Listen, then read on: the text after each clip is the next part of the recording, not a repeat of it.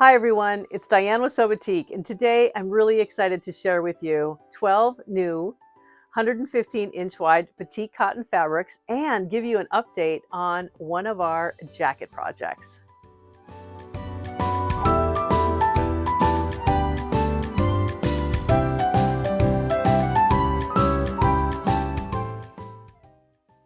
Earlier this week, those of you who receive our email, or if you're browsing our website from time to time, you will see that we made an announcement for our new 115-inch wide Batik cottons. It is so much fun to share and announce these new additions to our collection. Each time we open the boxes and we're just excited to see how everything turned out and share it with all of you. So on our email, you saw each one of the individual fabrics, and our website, there's images of each as well. But sometimes it's really good to show them on a video to get a different perspective. So I'm going to show you two different videos that I pre-recorded. They're from above so that you can see each one of the fabrics close up. The first one is going to be close-ups of each one of the new fabrics. Then I'm going to share with you how those fabrics work with all of our existing 115-inch wide fabrics. And so I've kind of inserted them into each one of our color groupings so that you can see how we sort of see them and how we represent them with our entire collection. Then I'm going to give you a quick update on our Deba Topper, and this one is really special to me. This is the third topper that I've made, but it is made with our Batik cotton and it is quilted. And so we're going to go through a little bit of an update on this topper, but I'm going to share all of the step-by-step of what I did to make this version in a separate video. So if you're interested in the quilted Deba Topper, definitely look at that next video as well. So let's get started. I really am anxious to share with you the overhead of each individual fabric. So let's get going. Let's take a close-up look of each one of our new 115-inch wide Batik cottons. The first one is Valhalla motif in the shade of Nutmeg Rose. And this shade is the exact same shade in our hand-dyed version of Nutmeg Rose. I really love how these two go together. And if you have known us for quite some time, you will know that years and years ago, we produced Nutmeg Rose. And we just had to bring it back. It is an absolutely gorgeous, gorgeous fabric, and it goes very well with several of our fabrics in our cotton collection. The next fabric is the Gardenista Vine motif, and this is the shade of Barolo. So it's kind of a grapish, darker purple. And I purposely put it next to Medora Flora, and this is Purple Magic, and it's more of a, I have to say that if this is more of a grape, this is more of a blue purple, but you should be able to see the difference between these two shades. It's subtle, but it's there. The next fabric is such a beautiful fabric. This is Sangria. So this is hand-dyed Sangria. We do have this in our collection for the Valhalla motif in the shade of Sangria as well. Next, we've replaced our Phoenix motif in the shade of Rainbow with Gardenista Vine. So this is very similar to our canvas. We have a 5-ounce canvas that is the Gardenista Vine motif in Rainbow as well. Actually, these two go together beautifully. Next, we have Medora Flora is the motif, and this is the shade of Twilight Blue.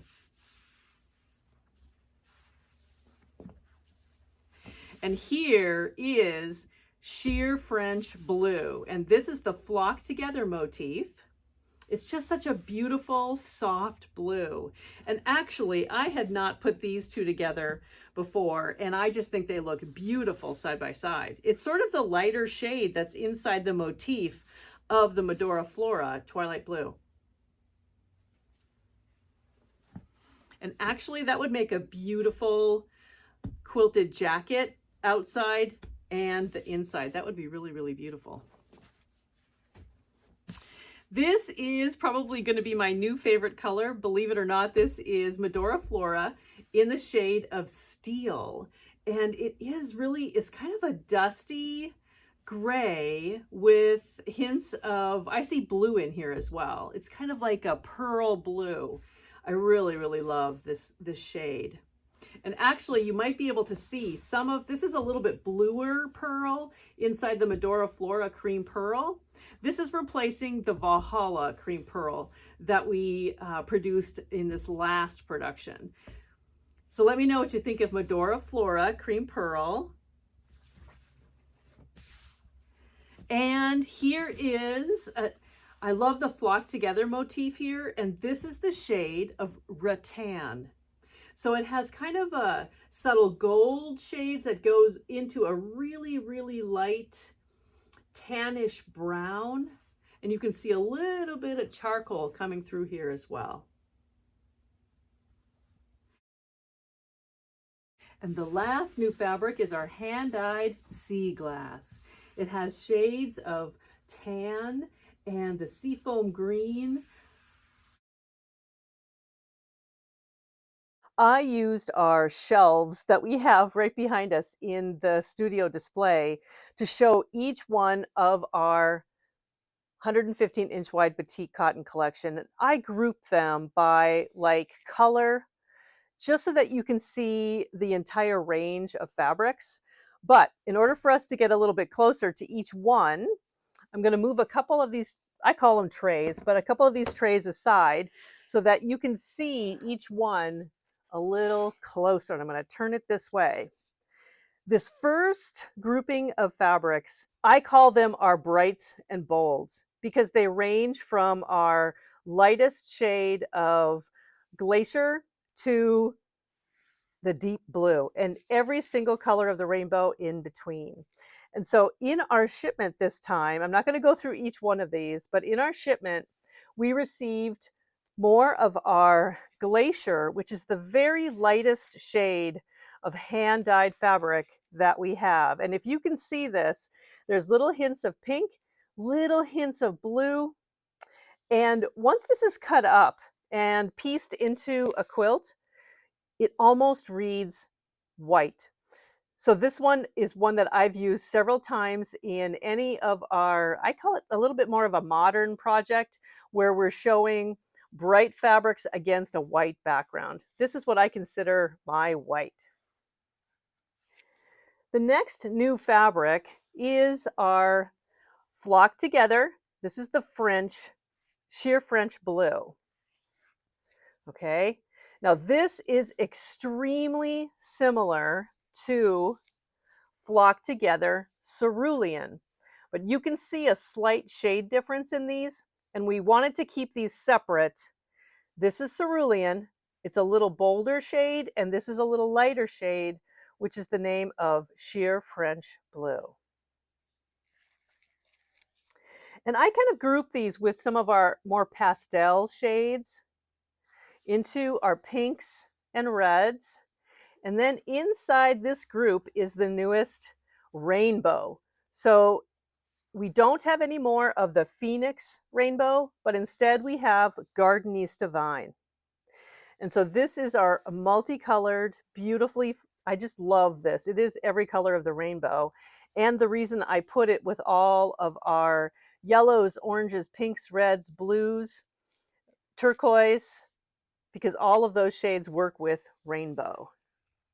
Now, when you look at these, and this is how I kind of try to plan pre-quilted packs or pre-quilted projects, or when I'm working with bag projects and I need to figure out what colors go together for the main fabric of a tote bag or the lining of a bag, I come to these three shelves of our cotton and try to mix and match things together. So if you have questions about how something works together, definitely get on a chat. I'll even do a Zoom call with you so that you can see exactly what fabrics work together.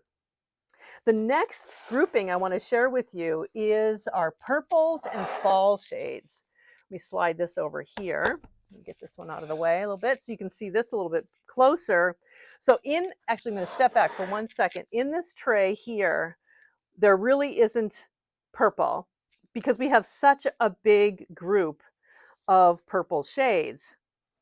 And so if you work all these together, I probably could have set that next to this, and you'd see an additional group of brights as well. And these also transition into what I call some of our fall shades or autumnal shades that are a little deeper in shade and work really well with our greens and browns, the animal skin charcoal.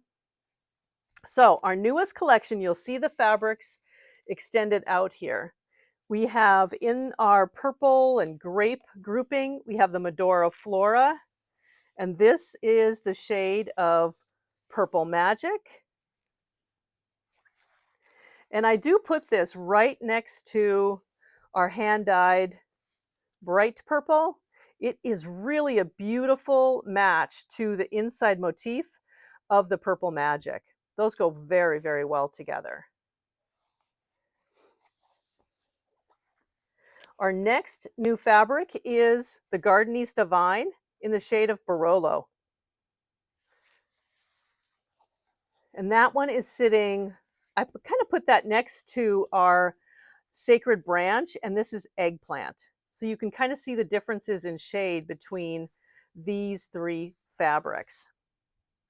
And over here, another fabric that matches is Purple Passion, or Passionate Purple. So this is a lighter, brighter shade. You can see the difference when you set them all next to each other.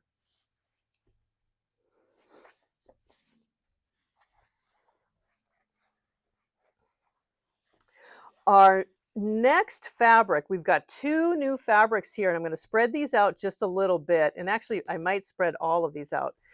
This is the Flock Together Rattan,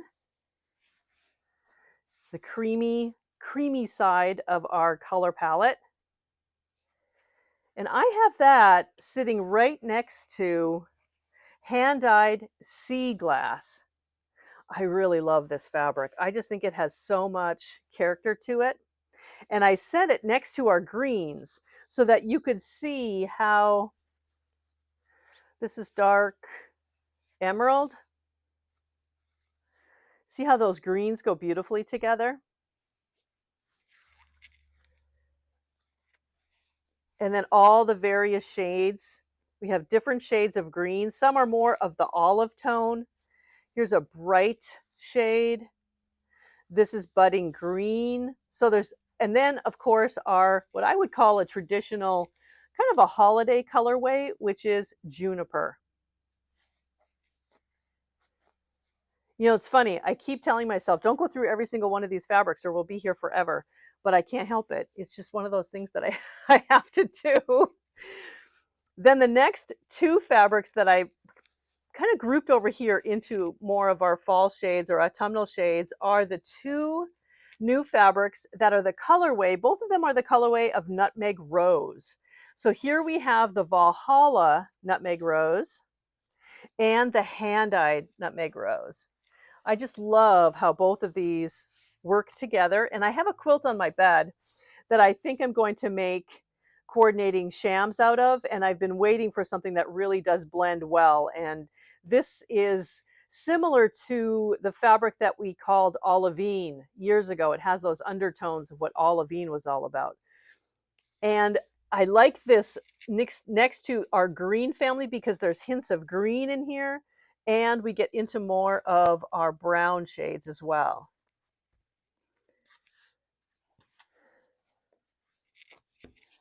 And we're getting into those fall shades. So I'm always, or, you know, kind of the fall season. So I'm always thinking of different things that we can make with the grouping of fabric that I kind of call our fall grouping. Okay, the next set of fabrics really is our largest collection, which is, actually I'm going to slide that. There we go. Which is all of our kind of creamy shades, the lighter blues into our teals, copen blue into the deep dark twilight blue, and ending with our deep wisteria hand-dyed fabric. So in this grouping, we have 3 new fabrics. You're very familiar with the shade of cream pearl. This is Medora Flora cream pearl, and this replaces our Valhalla cream pearl at the moment. We have maybe a 1-2 yard cut of Valhalla cream pearl, but look in the sales section if there's any additional fabrics in there. But Medora Flora cream pearl, we're always going to have this shade, and what we love to do is experiment with how the shade comes through with the different motifs and the different size motifs. So here we have all of our dusty topaz, Baltic, ocean teal, the lake, your famous lake fabrics, working all the way over here. I'm going to slide this over to our Medora Flora. This is the shade of steel. So if you're looking at this fabric, this is one of my, I just love this shade. I love anything that has a dusty blue denim-y shade to it. This is more, it's not a denim-y shade, but it is just, I don't know how to describe this shade, but it's just beautiful. And I put it specifically next to natural sapphire. So if you've been looking at natural sapphire, you can kind of see the hints. It's got a purplish hue undertone to the Medora Flora steel, and you can see it when you sit it next to the Phoenix sapphire, natural sapphire. Because when I put this steel fabric next to a blue, do you see the difference? It almost turns gray, but it's not gray, because if I put it next to chrome, look how green this looks next to that. So it's amazing what these colors do for each one of the projects you might be thinking of. Okay, and I'm going to put that back in here. And if you have any questions about what shades go with other shades, I am more than happy to put all of these back on the table, take pictures, share them with you. I do this so much with trying to match to make your own custom quilted fabric groupings or whatever it happens to be.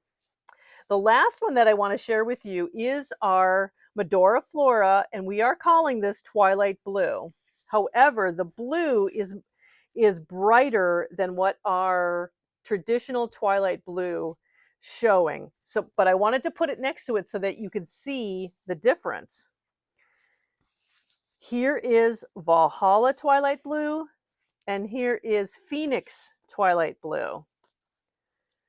So I do want, just so that you can see the difference, this is a brighter blue, a much brighter blue, more like a royal blue than a twilight blue, if you're used to seeing and working with the twilight blue. Beautiful in and of itself. Okay, those are each one of our newest fabrics, kind of sitting with their color groupings. Now, if you have any questions, definitely add your questions to the comment section below, and I will definitely get you answers. So the next thing we're going to do is I'm going to give you an update on our Deba Topper and the pre-quilted. Actually, I'm going to show you first and foremost what I used for my fabric. I used our Vine Royal Garden as my main fabric with hand-dyed Copen Blue as my lining and binding. Okay, let me show you the jacket. So what do you think of my third Deba Topper? I just absolutely love this pattern.